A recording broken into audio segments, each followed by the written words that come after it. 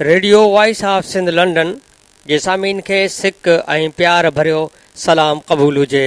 अव्हां जे पसंदीदा प्रोग्राम ख़बरुनि जी दुनिया में मां आहियां अव्हां जो मेज़बान फ़ाज़िल चन्ना। सामीन, असांजे अॼोके हिन प्रोग्राम ख़बरुनि जी दुनिया में सिंध जे मुख़्तलिफ़ शहरनि जूं ताज़ियूं ख़बरूं अव्हां जे समातुनि जे नज़र कंदो थो हलां।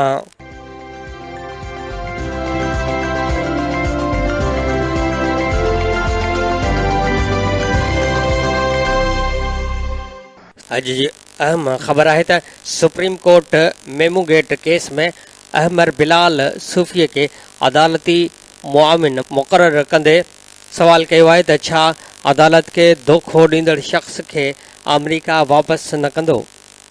चीफ जस्टिस चयो आहे त हुसैन हक़ानी सुप्रीम कोर्ट में हल्फ़िया बयान जमा कराए ॿाहिरि वियो। छा अमरीकी अदालत खे धोखो ॾींदड़ शख़्स पाकिस्तान वापसि न कयो वेंदो, जॾहिं त डायरेक्टर जनरल FIA पेश थी अदालत खे ॿुधायो त इंटरपोल ते हसन हक़ानीअ जा रेड वारंट जारी करण लाइ वधीक दस्तावेज़ी सबूत घुरिया आहिनि ऐं बज़ाहिर अमरीकी इख़्तियारनि हुसैन हक़ानीअ जे वापसीअ वारे मामले में ताउन न करे रहियो आहे। DG FIA तरफ़ां लिखत में पिणु रिपोर्ट अदालत में जमा कराई वई आहे, जंहिंमें चयो वियो आहे त हुसैन हक़ानी वारे मामले में आलमी सतह ते पाकिस्तान खे सपोर्ट हासिल नाहे। इंटरपोल में 5 भारतीय ऑफिसर आहिनि, पाकिस्तानी ऑफिसर को बि नाहे। मुतहद बानी वारे केस में बि इहा ई ॾुखियाई पेश आई हुई। अॻूणे वज़ीर आज़म नवाज़ शरीफ़ चयो आहे त मुंहिंजो मुक़ाबिलो इमरान ख़ान ऐं आसिफ़ ज़रदारीअ सां न पर नज़र न ईंदड़ ख़िलाई मख़लूक़ सां आहे। सादिक़ाबाद में जलसे खे ख़िताब कंदे अॻूणे वज़ीर आज़म नवाज़ शरीफ़ चयो त सादिक़ाबाद ॾखण पंजाब जी दिलि आहे। जेकॾहिं ॾखण पंजाब जी दिलि जागी पई त पूरो पाकिस्तान जागी रहियो आहे। PTI वारा क़ौम सां मज़ाक़ करे रहिया आहिनि। खेनि क्रिकेट खेॾण खां अलावा ॿियो को बि कमु नाहे, जॾहिं त नून लीग कमु करे ॾेखारियो आहे। असीं मुल्क मां दहशतगर्दी ऐं लोड शेडिंग ख़तमु कई। मुल्क जा ईंदड़ 70 साल अहिड़ा न हूंदा जीअं गुज़िरियल 70 साल हुआ। इन चयो त इमरान ख़ान साहब, तव्हां सां असांजो को बि मुक़ाबिलो नाहे, छाकाणि त तव्हां का शइ न आहियो। ज़रदारी साहब, नवाज़ शरीफ़ जो तव्हां सां को बि मुक़ाबिलो नाहे। नवाज़ शरीफ़ चयो त पुट खां पघार न वठण ते न अहल कयो वियो, न अहलीअ बैदि पार्टी सदारत तां बि हटायो वियो। असीं अवाम जी भलाई ऐं बहितरीअ लाइ जेको मनसूबा ठाहिया आहिनि उहे कंहिं बि नाहिनि ठाहिया। ईंदड़ चूंडुनि बैदि असांजी हुकूमत आई त सादिक़ाबाद जे माण्हुनि खे सिहत कार्ड जारी कंदासीं। ग़रीबनि खे घर ऐं सस्तो इंसाफ़ ॾियारियो वेंदो। उनखां पहिरीं जलसे खे ख़िताब कंदे मरीम नवाज़ चयो त हिन भेरे लोटनि जी दाल न ॻरंदी। नवाज़ शरीफ़ जो क़सूर उहो हो त हिन झुकण ऐं मथां खां हुकम वठण खां इनकार करे छॾियो हो। अहम सुर्ख़ आहे त नवाज़ शरीफ़ उहिदो रखण वक़्तु लंडन फ्लैट्स जो मालिक हो। जांच दौरान नवाज़ शरीफ़ ऐं ॿिया जवाबदार लंडन प्रॉपर्टीअ जी ख़रीदारीअ जे हवाले सां ज़रिया ॿुधाइण में नाकाम रहिया। हसन हुसैन मरियम ऐं सफ़दर करप्शन में मुआवनत कई, जंहिं ते उहे नेब क़ानून तहत सज़ा जा हक़दार आहिनि। कोयटा मां बि असां वटि अहम ख़बर आहे त कोयटा में हज़ारा बिरादरीअ सां तालुक़ रखंदड़ इंसानी हक़नि वारे कारकुन Jalila Haidar army chief general क़मर जावेद बाजवा सां मुलाक़ात बैदि ख़दशा ख़तमु करण जी ख़ातिरीअ ते मरण घड़ीअ ताईं वारी बुख हड़ताल ख़तमु करे छॾी आहे। एडवोकेट जलीला जी साथी ऐं इंसानी हक़नि जी कारकुन नासिर जमाली चयो त आर्मी चीफ जनरल क़मर जावेद बाजवा मुलाक़ात दौरान ख़दशनि खे ख़तमु कराइण जी ख़ातिरी कराई, जंहिं बैदि एहतजाज ख़तमु करण जो फ़ैसिलो कयो आहे।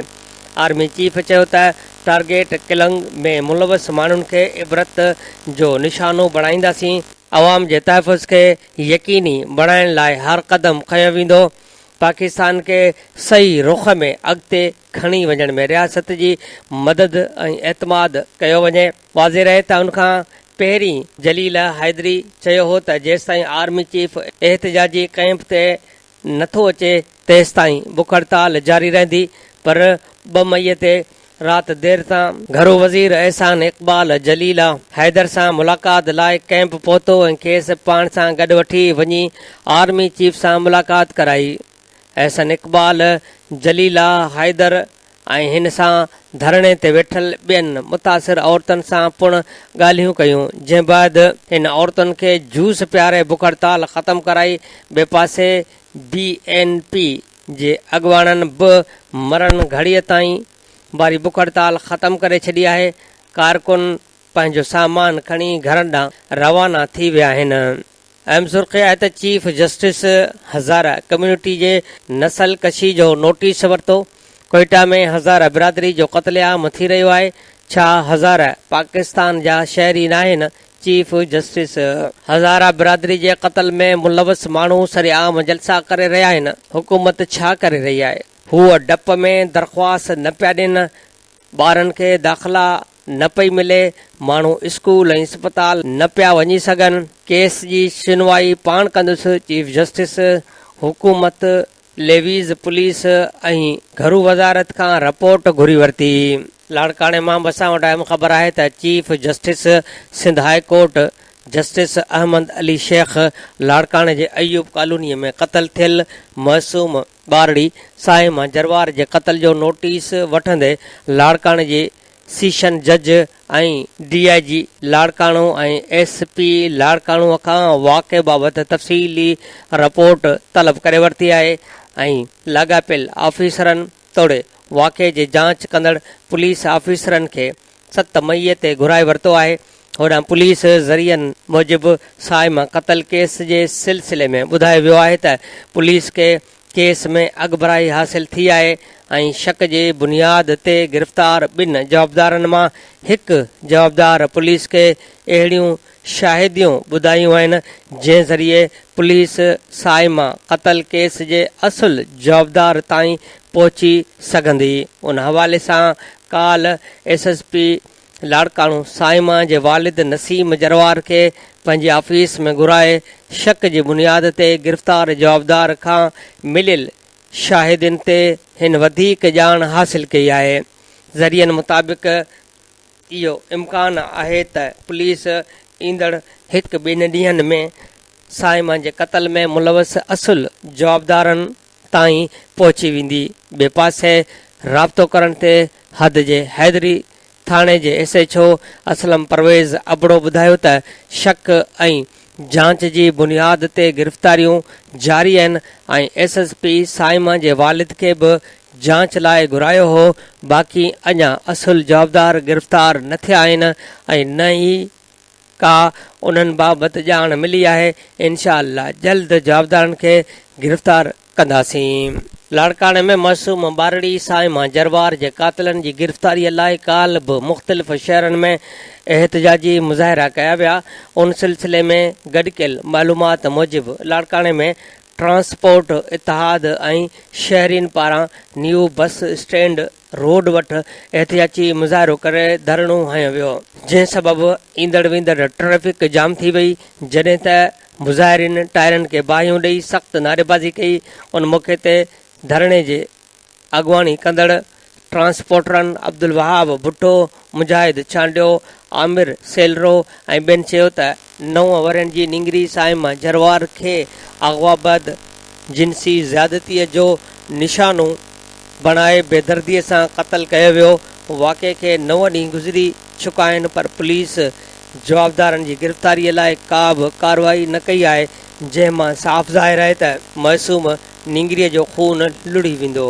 कंबर में शहर जे सियासी समाजी अॻुवाननि पारां जुलूस कढी प्रेस क्लब अॻियां एहतियाती मुज़ाहिरो कयो वियो। उन मौक़े ते तुफ़ैल अहमद चांडियो, माजिद ख़ासकेली, मोहसन बुरड़ो, मशूक अहमद गोपांग, मीर मुर्तज़ा ऐं ॿियनि ख़िताब कयो। काज़ी अहमद में जसकम जे असलम सोढो, सिकंदर मल्हा ऐं फ़क़ीर साजन कुंभर जी अॻुवाणीअ में प्रेस क्लब अॻियां मुज़ाहिरो कयो वियो। शहदाद कोट में सिंधी अदबी संगत पारां शहर जे सब्ज़ी मंडीअ खां एहतजाज कंदड़नि तालिब सुमरो शाहिद मस्तोई समीउल्ला अब्बासी ऐं ॿियनि जी अॻुवाणीअ में कोटो मोटो चौक ते एहतिजाजी मुज़ाहिरो करे धरणो हयो वियो। डिगड़ीअ में PTI अॻुवाणनि मुख़्तियार जरवार ख़िज़र हयात अब्दुल अज़ीज़ ऐं इख़लाक़ अहमद जी अॻुवाणीअ में प्रेस क्लब अॻियां एहतिजाजी मुज़ाहिरो कयो वियो। ख़ैरपुर में Mehran university of engineering and technology Shaheed Zulfikar Ali Bhutto campus जे शागिर्दनि पारां साइम जरवार जे क़ातिलनि जी गिरफ़्तारीअ लाइ कैंपस जे मिड़नी शोबनि जे शागिर्दनि ऐं शागिर्दियाणियुनि उस्तादनि एम्प्लॉइज़ ऐं ऑफिसरनि पारां सेंट्रल लाइब्रेरीअ खां 0 पॉइंट गेट ताईं एहतिजाजी रैली कढी। रैली जी अॻुवाणी शफ़क़त भइयो, फ़हद चांडियो, लतीफ़ जतोई, नोमान सुमरो ऐं ॿिया करे रहिया हुआ।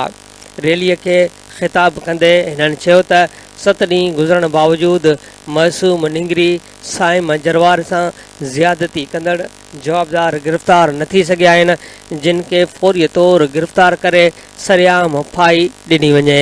अहम सुर्ख़ी आहे त नेब इश्तिहारी जवाबदारनि जी गिरफ़्तारीअ लाइ समूरा वसीला इस्तेमालु करण जी हिदायत कंदे चयो आहे त नेब जो सिज सिर्फ़ पंजाब में न पर सॼे मुल्क में चमकी रहियो आहे। कंहिंसां बि ॿिटो मयार न रखियो वेंदो। बदउनवान अंसरनि ख़िलाफ़ बिना कंहिं फ़र्क़ जे कार्रवायूं जारी रहंदियूं।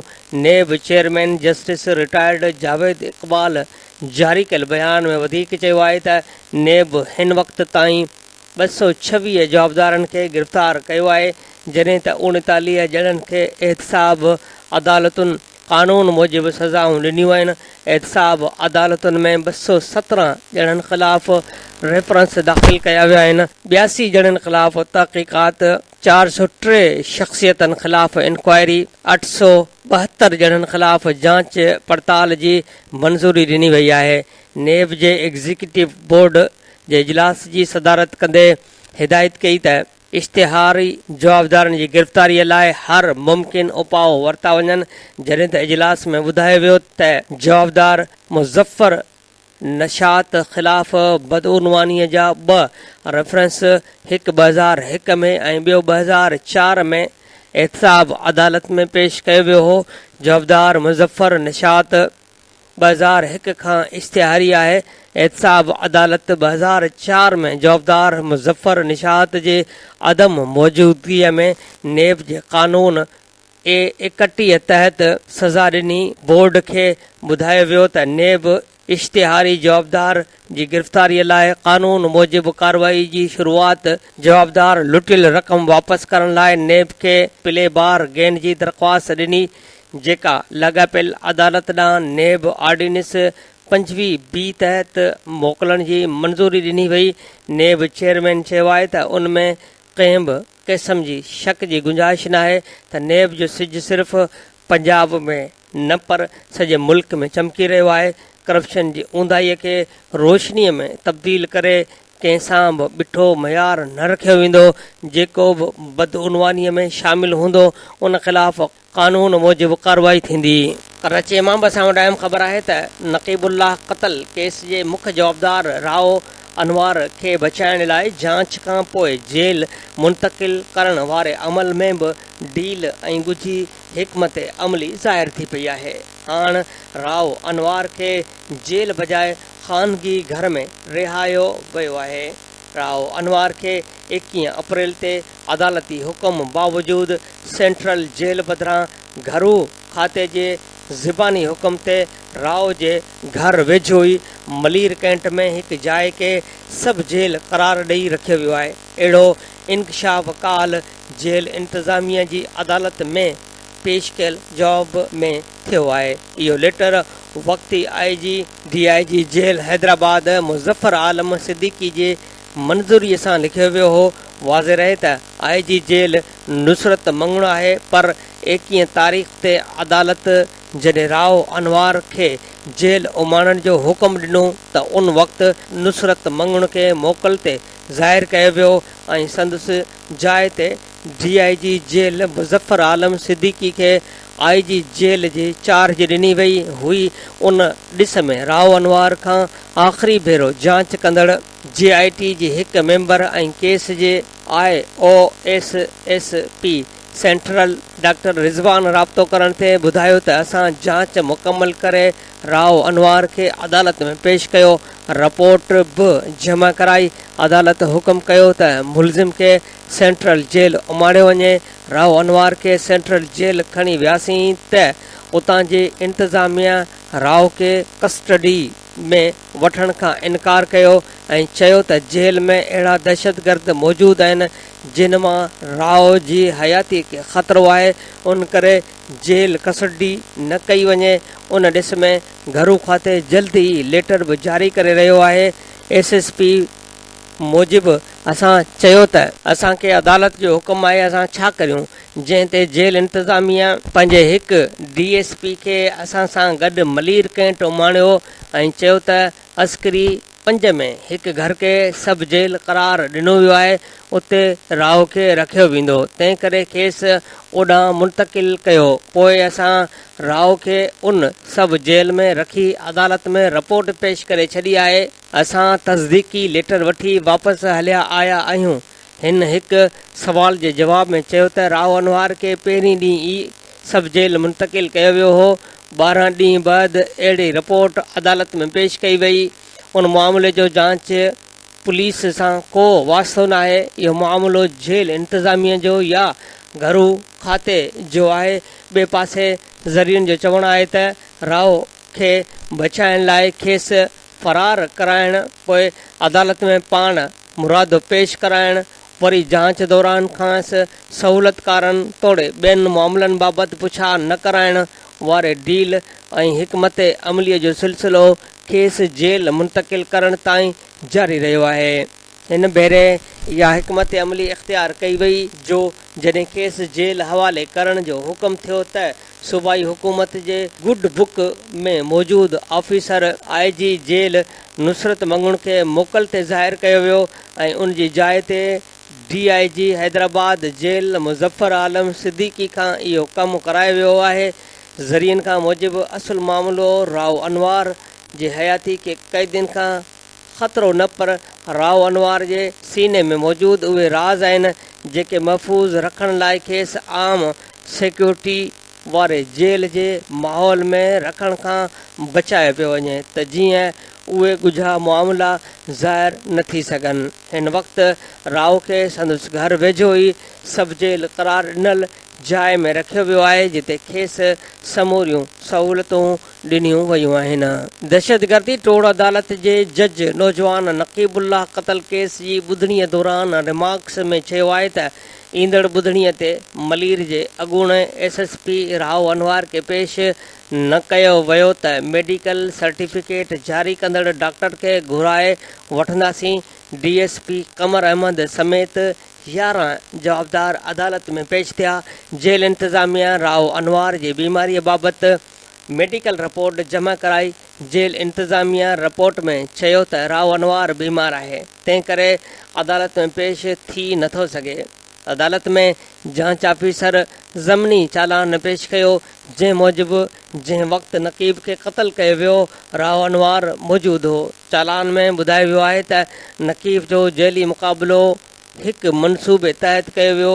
जांच कराइण सां हीअ मुक़ाबिलो जेली साबित थिए थो। राव अनवार पाण खे बेगुनाह साबित करण लाइ को सबूत पेश नाहे करे सघियो। DNA रिपोर्ट मूजिबि 5 फुट जे फ़ासिले खां फायरिंग कई वई। उन में राव अनवार समेत 12 जवाबदार गिरफ़्तार आहिनि। होॾां नक़ीबुल्लाह जे पीउ जे वकील सलाहुद्दीन चयो आहे त हाई प्रोफाइल केस में जवाबदार खे बिना हथकड़ियुनि जे आंदो वियो। राव अनवार खे प्रोटोकॉल ॾेई इंसाफ़ जूं घुरिजूं पूरियूं नथियूं थियनि। हिन चयो त पेशावर खां नक़ीब जा माइट बि अदालत में आया आहिनि। नक़ीबुल्लाह जे घर वारनि चयो त राव अनवार खे ईअं प्रोटोकॉल सां आंदो वियो त सॼे मुल्क में एहतजाज कंदासीं। ॿिए तरफ़ राव अनवार जे मुबैना जेली मुक़ाबलनि जी जांच लाइ दरख़्वास्त दाख़िल कराई वई आहे। दरख़्वास्त गुज़ार मुज़म्मल मुमताज़ मौक़िफ़ इख़्तियार कयो आहे त अवामी मुफ़ाद ख़ातिर दरख़्वास्त अदालत में दाख़िल कराई वई आहे। राव अनवार जेली मुक़ाबलनि ज़रिए तरक़ियूं हासिल कयूं आहिनि। जेली मुक़ाबलनि जे केतिरनि ई इल्ज़ामनि बावजूदि संदसि ख़िलाफ़ का बि कार्रवाई न थी आहे। अहम सुर्ख़ी आहे त तौहीन अदालत केस में घरू वज़ीर अहसन इक़बाल सुप्रीम कोर्ट में तलब। लाहौर हाई कोर्ट में नवाज़ शरीफ़, मरियम ऐं ॿियनि अॻवाननि जे अदलिया मुख़ालिफ़ तक़रीर ते पाबंदीअ बाबति सुनवाई थी। गुज़िरियल सुनवाईअ बैदि कंहिं अदालती हुकुम जे ख़िलाफ़ वर्ज़ी कंदे तौहीन आमेज़ तक़रीर कई जस्टिस मज़ाहिर। घरू वज़ीर अहसन इक़बाल जे टीवी ते नशर तक़रीर तौहीन अदालत जे दायरे में अचे थी। अज़हर सिद्दीकी एडवोकेट अदालत खे घरू वज़ीर खे नोटिस जारी कंदे केस ज़ाती हैसियत में घुराए वरितो। सुनवाई 7 मई ताईं मुलतवी कई वई आहे। हैदराबाद मां असां वटि अहम ख़बर आहे त उमरकोट जे वोमेन थाणे तां गुम थियल अमीर शाह ख़ासकेलीअ खे हैदराबाद पुलिस टंडो अलाहियार वटां हथ करे ड्रामाई अंदाज़ में ज़ाहिर करे छॾियो। अमीर शाह चयो आहे त मूंखे वोमेन थाणे उमरकोट जे SHO ख़ुशबख़्त वॾेरनि फैज़ मोहम्मद पली ऐं सैफुल्ला पली हवाले कयो हो, जिन वटि क़ैद हुयसि। ख़बर मूजिबि उमरकोट जे ॻोठ हाशिम पलीअ में 18 अप्रैल ते वोमेन पुलिस नंढी जमार में शादी थियण जी इतला ते हिकु घर ते छापो हणी 13 वरनि जी अमीर शाह ख़ासकेलीअ खे हिरासत में वरितो हुयो, जॾहिं त मौलवी ऐं घोट खे गिरफ़्तार कयो वियो हो, जिन खे ॻोठाणनि ऐं पुलिस खां छॾाए वरितो हो। जंहिं बैदि वोमेन पुलिस अमीर शाह ख़ासकेलीअ खे पाण सां गॾु वठी वई हुई, जंहिं बैदि छोकिरी गुम थी वई हुई। जंहिं ते उमरकोट वोमेन थाणे जे SHO ख़ुशबख़्त खे मुअतल कयो वियो हो। काल अमीर शाह ख़ासकेलीअ खे हैदराबाद पुलिस ड्रामाई अंदाज़ में ज़ाहिर करे आटो भान रोड ते क़ाइमु वोमेन थाणे ते आंदो, जितां मीरपुर ख़ास ऐं उमरकोट पुलिस सां राब्तो करे अमीर शाह खे उमरकोट पुलिस हवाले कयो वियो। ASP ज़ाहिदा परवीन ॼामड़ो मीडिया खे ॿुधायो त अमीर शाह ख़ासकेली टंडो अलाहियार में रिटायर्ड पुलिस एहलकार मुहर्रम मकरानी बलोच ऐं संदसि ज़ाल रज़िया बलोच खे रोड ते बीठल नज़र आई, जिन अमीर शाह खे हैदराबाद वठी अची पिञारी पुलिस हवाले कयो। जंहिं बैदि अमीर शाह खे वोमेन पुलिस हवाले कयो वियो। जांच दौरान ख़बर पई त हीअ उमरकोट जो हाई प्रोफाइल केस आहे। अमीर शाह जे बयान बैदि मीरपुर ख़ास उमरकोट पुलिस ऐं अमीर शाह जे वारसनि खे इतला कयो। हाणे अमीर शाह खे उमरकोट पुलिस हवाले कयो वियो आहे। हिन अमीर शाह खे हिकु वॾे वज़ीर जे बंगले तां हथ करे ज़ाहिर करण वारी ॻाल्हि खे रद्द कंदे चयो त अमीर शाह रिटायर्ड अहलकार खे हथ आई ऐं रिटायर्ड अहलकार पिञारी पुलिस खे इतला कयो। जॾहिं त अमीर शाह जे ज़ाहिर थियण जे इतला ते हैदराबाद पहुतल संदसि माउ उमरां ख़ासकेलीअ खे धीअ सां मिलण न ॾिनो वियो। उमरां खे वोमेन पुलिस ॿुधायो त अमीर शाह खे उमरकोट ऐं मीरपुर ख़ास पुलिस हवाले कयो आहे। अवां उमरकोट वञी मुलाक़ात करियो, जेका वरी मीरपुर ख़ास पहुती, जिते बि खेसि नियाणीअ सां मिलण न ॾिनो वियो। जॾहिं त अमीर शाह ख़ासकेलीअ खे अॼु अदालत में पेश कयो वेंदो। हैदराबाद पुलिस मूजिबि अमीर शाह पुलिस खे ॿुधायो आहे त मूंखे 3 हथियार बंदन अगवा करे नामालूम हंधि रखियो। हथियार बंदन मूंसां कंहिं बि क़िस्म जी ज़्यादती न कई। काल कार में सवार 2 नौजवान रोड ते छॾे फ़रार थी विया, जितां वरी कार में सवार औरत हिकु मर्द हैदराबाद पहुचायो ऐं पुलिस हवाले कयो। हिन पुलिस खे चयो त मूंखे हाणे माउ जे हवाले कयो वञे। ॿिए तरफ़ उमरकोट पुलिस अमीर शाह ख़ासकेलीअ खे उमरकोट पहुचायो, जिते संदसि माउ, भाउ ऐं ॿियनि वारसनि सां मुलाक़ात कराई वई। उन मौक़े ते अमीर शाह ख़ासकेली सहाफ़ियुनि सां ॻाल्हाईंदे चयो त मूंखे उमरकोट वोमेन थाणे जे SHO ख़ुशबख़्त ज़मींदार सैफुल्ला पली ऐं फैज़ मोहम्मद पलीअ जे हवाले कयो, जिन मूंखे नशो ॾेई 2 हफ़्ता के नामालूम हंधि ते खणी वञी क़ैद करे छॾियो।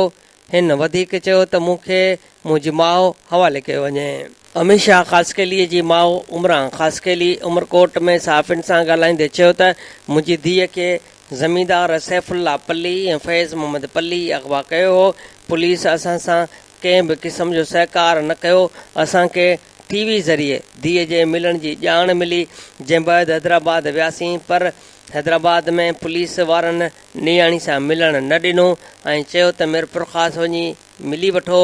बैदि में असां मीरपुर ख़ासि वियासीं, उते बि मिलण न ॾिनो वियो। हैदराबाद में ज़ाहिर कयल उमरकोट वासण छोकिरी अमीशा ख़ासकेली वारे मामले बाबति ज़रियनि वटां ॼाण मिली आहे त अमीशा ख़ासकेलीअ खे कासमाबाद में सामारो शहर सां वास्तो रखंदड़ हिकु वॾेरे जे बंगले ते क़ैद करे रखियो वियो हो। IG सिंध तरफ़ां नोटिस वठण बैदि हैदराबाद में घरू वज़ीर सोहेल अनवर सियाल जी आमद जो फ़ाइदो वठंदे अमीशा खे रिटायर्ड पुलिस एहलकार तरफ़ां टंडोलायार में लावारिस हालत में ॾिसी कार में सवार करे वरी हैदराबाद आणण जो मनसूबो तयारु कयो वियो। उमरकोट जे DSP फज़ुल हक़ चांडियो अमीशा ख़ासकेली जे टंडोलायार मां हथ अचण जी तरदीद करे छॾी। हिन ॿुधायो त अमीशा पाण मुरादो वोमेन पुलिस हैदराबाद वटि पेश थी आहे, जितां खेसि उमरकोट आंदो वियो आहे। अॼु अमीशा खे उमरकोट जी अदालत में पेश कयो वेंदो, जंहिंखां पोइ मीडिया ब्रीफिंग बि ॾिनी वेंदी। ॿिए पासे अमीशा जे अगवा इल्ज़ाम हेठि गिरफ़्तार थियल सैफुल्ला पल्ली ऐं फैज़ पल्लीअ जे वारसनि ख़लीफ़े रोशन पल्ली, अब्दुल कादिर पल्ली, जावेद पल्ली ऐं ॿियनि उमरकोट प्रेस क्लब में प्रेस कॉन्फ्रेंस कंदे चयो त अमीशा ड्रामाई अंदाज़ में हथ अचण बैदि साबित थी वियो आहे त संदसि गुमशुदगी में असांजे नौजवाननि जो को बि हथ न आहे। उन बावजूदि अॻूणे SSP ओस्मान एजाज़ बाजवा वटि पाण मुरादो गिरफ़्तारी ॾींदड़ सैफुल्ला ऐं फैज़ खे लाॻीतो बिना कंहिं केस जे क़ैद में रखियो वियो। ख़दशो आहे त पुलिस नौजवाननि खे कूड़े मुक़ाबले में गिरफ़्तार करे कूड़नि केसनि में फासाईंदी। हिननि मुतालबो कयो त अमीशा खे टंडोलायार मां हथ करे पुलिस हवाले करण जी दावेदार रज़िया ज़ाल रिटायर पुलिस एहलकार मुहर्रम बलोच खे पुण जांच में शामिल करे पुछा गाछा कई वञे ऐं नौजवाननि खे आज़ादु कयो वञे। अहम ख़बर आहे त थरकोल ब्लॉक 2 जे रहवासियुनि ज़मीननि जो मुआवज़ो न मिलण ऐं मॉडल विलेज में घर शामिल न हुजण जूं दाहूं कंदे इस्लाम कोट प्रेस क्लब आॾो औरतुनि ॿारनि समेत एहतिजाजी धरणो हयो। उन सिलसिले में थरकोल ब्लॉक 2 जे मेन गेट सिंहरी दरस जे रहवासियुनि हाकिम दरस, बचल दरस, सरदार दरस, ग़ुलाम मोहम्मद दरस, मुतलिब दरस, माई मेहता, माई रूबी बाई ऐं ॿियनि इस्लाम कोट प्रेस क्लब अॻियां दाहींदे इल्ज़ाम हयो त ब्लॉक 2 में असांजा 4 खां 5 सर्वे नंबर अचनि था, जिन जो 4 वरनि खां मुआवज़ो नाहे मिलियो। एंग्रो तोड़े रेवेन्यू अमलदार रुलाए रहिया आहिनि। इन्हनि चयो त असीं सिंहरी दरस जा रहवासी ॻोठ जे माण्हुनि खे मॉडल विलेज ठाहे ॾिनो पियो वञे, पर असांखे घर नाहिन ॾिना विया। असीं किथे रहंदासीं का ख़बर न आहे। हिननि इल्ज़ाम हयो त एंग्रो कंपनी ब्लॉक 2 जे असुल मक़ामी माण्हुनि खे टके जी बि अहमियत नाहे ॾिनी वई। सिर्फ़ ॻोठ जे चंद वॾेरनि खे कमकार ऐं ठीका ॾेई छॾिया आहिनि। असांजे पुछण ते धमकियूं ॾिनियूं वञनि थियूं। कंपनीअ जा छॾियल माण्हू आवाज़ उथारण नथा ॾियनि। एंग्रो कंपनी असांखे को फ़ाइदो नाहे ॾिनो, सिर्फ़ मनपसंदनि खे नवाज़ियो पियो वञे। ग़रीब अॼु बि दरबदर आहिनि। असांखे पोइते धिके सिर्फ़ दाहींदड़ ऐं एतिराज़ कंदड़नि खे ठीका ऐं कमु ॾेई ख़ामोश कराए पियो वञे। हिननि मुतालबो कंदे घुर कई त असांखे ज़मीननि जो मुआवज़ो ॾेई मॉडल विलेज में घर ॾिना वञनि ऐं कंपनी में वॾेराशाही निज़ाम खे ख़तमु करे। ॿी सूरत में मरण घड़ीअ ताईं प्रेस क्लब आॾो एहतिजाज कंदासीं। वाटर कमीशन कराची में सफ़ाई करे रिपोर्ट ॾियण जो हुकुम ॾिनो आहे। कराची जा समूरा डिप्टी कमिश्नर पंहिंजी निगरानीअ में शहर जो गंद साफ़ कराइनि। वाटर कमीशन चेयरमैन जी हिदायत। नालनि तां समूरियूं हद दख़लियूं ख़तमु कयूं वञनि। टाइम ॾियो। हर फैक्ट्री ट्रीटमेंट प्लांट हर सूरत लॻाईंदी। केटी बंदर जे ॻोठ हाजी बशीर अलीअ खे फौरी तौरु पाणी ॾियण जो हुकुम मेयर हैदराबाद बि तलब कयो वियो। जेकॾहिं हुकूमत जी रिट न आहे त सॉल्ट वेस्ट मैनेजमेंट बोर्ड खे बंदि कयो वञे। अमीरानी मुस्लिम कराची मां बि सुर्ख़ी आहे त कराची में हथियार बंदनि प्यार परणू कंदड़ जोड़े खे क़तल करे छॾियो। सुखियो ॻोठ में हथियार बंदि आमिर ऐं संदसि ज़ाल खे क़तल करे छॾियो। घोटकीअ मां बि असां वटि अहम ख़बर आहे त पीपी जे बाग़ी MNA अली गौहर महर गवर्नर थियण या निगरान सेटअप में ज़िम्मेवारी मिलण खां लाइल्मी जो इज़हार कंदे ईंदड़ चूंडूं आज़ाद उम्मीदवार जी हैसियत सां विढ़ण जो इशारो ॾिनो आहे। काल हिन पनुआ किल भरिसां ॻोठ मौला अलीअ में करम इलाही ख़ान मैसर ऐं एजाज़ ख़ान मैसर सां संदन वालिद इमाम बख़्श ख़ान मैसर जी वफ़ात ते तज़ियत खां पोइ मीडिया सां ॻाल्हाईंदे चयो त आऊं न गवर्नर न वॾो वज़ीर थी रहियो आहियां, न ई निगरान सेटअप में कंहिं ज़िम्मेवारी मिलण जी ॼाण अथमि। हिन चयो त निगरान सेटअप में भले केर बि अचे, असांजो सॼो ख़ानदान सियासत में आहे ऐं रहंदो। हिन चयो त असांजे ख़ानदान जा पंहिंजे तक जे अवाम सां सिधा तालुक़ात आहिनि, उन करे कंहिं सियासी पार्टीअ सां रस्ता धार थियण सां असांजी सियासत ख़तमु न थींदी आहे। जेकॾहिं असां आज़ाद उम्मीदवार तौरु इलेक्शन विढ़ूं तॾहिं बि खटे वेंदा आहियूं। जंहिंखे जेतिरी ज़ोर आज़माई करणी आहे करे वठे। ईंदड़ इलेक्शन बि खटे ॾेखारींदासूं। मां ऐं महर ग्रुप सां वास्तो रखंदड़ चूंडियल नुमाइंदा अवाम जे वोट ज़रिए चूंडिजी आया आहिनि।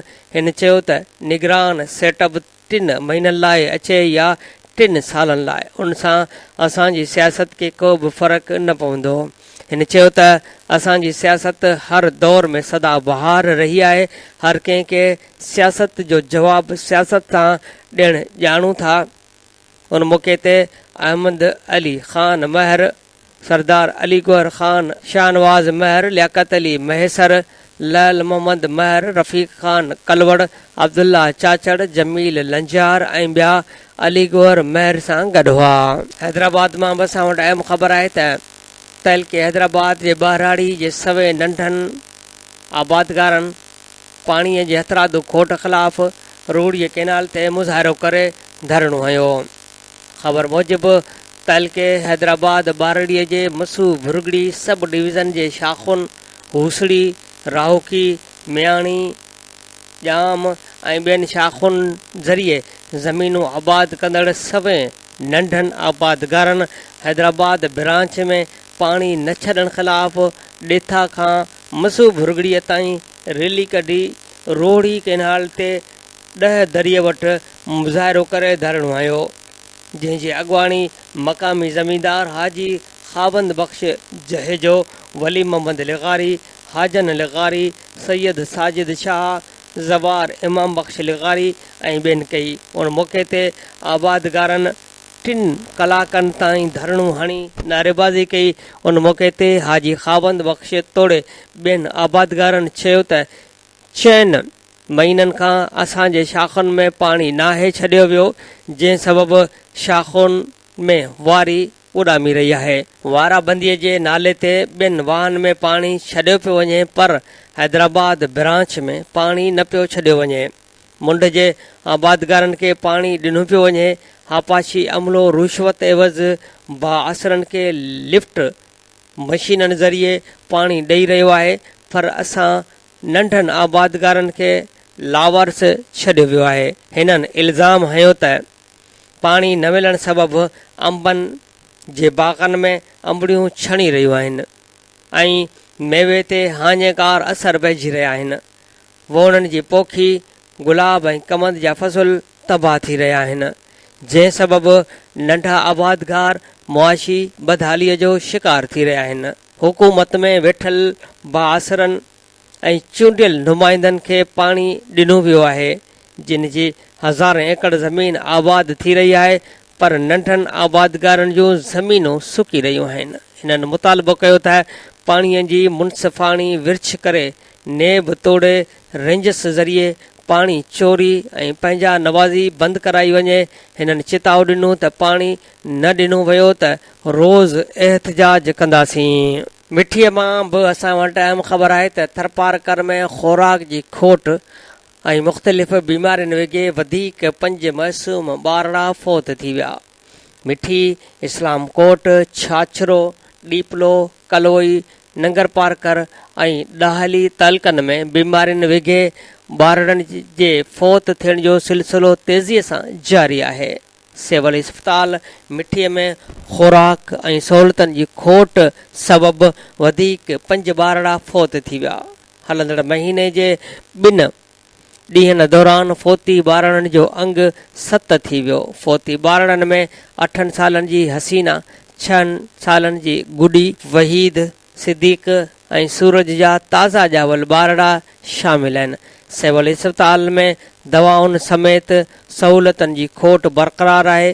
ॿिए तरफ़ 1.5 महीनो अॻु सिंध हुकूमत पारां थर जे ॾुकार मुतासिर ख़ानदाननि में मुफ़्त कणक विरासत करण वारे ऐलान ते टके जो अमल थी न आहे सघियो, जंहिं सबबि कणक जूं हज़ारे ॿोरियूं गुदामनि अंदरि तोड़े ॿाहिरि ख़राब थी रहियूं आहिनि। सिंध हुकूमत थर जे सूरत हाल ते को ध्यानु नाहे ॾिनो। सुप्रीम कोर्ट जे नोटिस वठण बैदि सिहत खाते पारां जोड़ियल 8 रुकनी कमेटी बि को ॿूटो नाहे ॿारे सघी। थरपारकर जे ॻोठनि में सख़्त गर्मी सबबि पीअण जे पाणीअ जा खूह सुकी वञण करे ॻोठनि में पाणी ख़तम थी वियो आहे।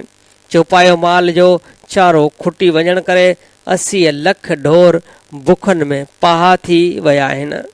मौजूदा थर जी सूरत हाल ते हितां जे चूंडियल नुमाइंदनि बि को ध्यानु नाहे ॾिनो, जंहिं सबबि थरी सख़्त परेशानीअ जो शिकार आहिनि। अहम सुर्ख़ी आहे त बिटशा में सूफ़ी यूनिवर्सिटीअ जे मुंतक़िलीअ ख़िलाफ़ अलॻि अलॻि मुज़ाहिरा Sufi foundation, green development rural organization ऐं ॿियनि मुज़ाहिरो करे धरणो आयो। अॻवान जो चवणु हो त मुंतक़िली ख़िलाफ़ गॾिजी एहतियाजी तहरीक हलाईंदासीं ऐं अदालत जो दरवाज़ो खड़काइबो। अहम सुर्ख़ी आहे त जोही लॻ बहा 4 घर साड़े रख करे छॾिया। हिकु औरत ज़ख़्मी, 3 ढोर सड़ी मरी विया। ॻोठ अली मोहम्मद मोगरी में अली ख़ान जे घर खे बाहि लॻी, 3 ॿिया बि घर साड़े छॾिया। घर अंदरि बदल हिकु रिढ, 2 बकरियूं सड़ी वयूं। ढोर बचाईंदे फातिमा ज़ख़्मी थी पई, जंहिंखे मक़ामी इस्पताल पहुचायो वियो आहे। मीरपुर ख़ास मां बस अहम सुर्ख़ी आहे त मीरपुर ख़ास में मेडिकल कॉलेज जो कमु 10 सालनि बैदि बि अधूरो। अरबाम रहीम जी वॾ वज़ारत दौरान इफ़्तिताह कयो, पर फंड रुपयो बि न रखियो वियो। पीपी पारां शुरू करायल कमु मुकमल न थी सघियो।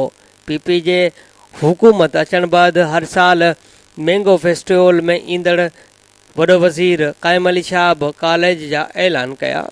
बिलावल भुट्टो जे हिदायतुनि खां पोइ 15 करोड़ फंड रखी कमु शुरू करायो वियो, जेको ठेकेदार अधु में छॾे गुम थी वियो आहे। कमु शुरू न कराइण बाबति वॾे वज़ीर खे शिकायत कंदुसि। नाअहल कामरनि ख़िलाफ़ कार्रवाई कबी। ख़ैरुन्निसा मुग़ल। अहम ख़बर आहे त मुस्लिम लीग नून सिंध जे सूबाई सीनियर नाइब सदर मोहम्मद असलम अबड़ो, पीटीआई जे सूबाई अॻवान सखी अब्दुल रज़ाक खोसो ऐं फे लीग जे असग़र ख़ान पंवर चयो आहे त जकबाबाद जे हाईवे खाते तरफ़ां 19 अप्रैल 2018 ते मुख़्तलिफ़ तरक़ियाती स्कीमनि जे नाले ते 18 करोड़ 40 लख रुपया कढाया विया आहिनि, जेका इलेक्शन कमीशन ऑफ पाकिस्तान जे फ़ैसिले जी खुलियल ख़िलाफ़ वर्ज़ी आहे। इलेक्शन कमीशन ऑफ पाकिस्तान फ़ैसिलो ॿुधाए चुकी आहे त पाकिस्तान में किथे बि इलेक्शन ताईं तरक़ियाती स्कीमनि जी मद में रक़म नथी कढाए सघिजे, पर सिंध हुकूमत पंहिंजे नुमाइंदनि खे इलेक्शन वर्क लाइ तरक़ियाती कमनि जे स्कीमनि जी मद में किरोड़े रुपया जारी करे रही आहे, जंहिंजी मुज़म्मत कयूं था। अहिड़नि ख़्यालनि जो इज़हार हिननि प्रेस कॉन्फ्रेंस कंदे कयो।